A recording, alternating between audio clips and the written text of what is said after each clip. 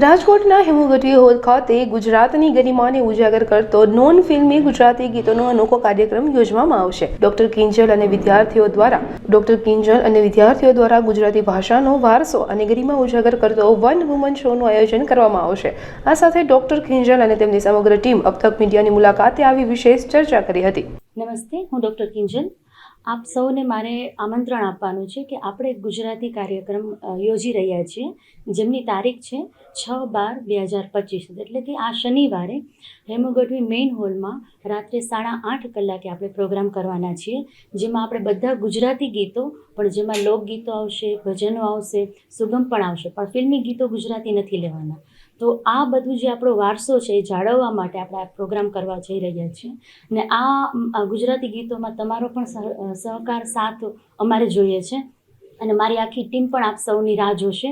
તો ખાસ તમને બધાને ભાવભર્યું આમંત્રણ છે.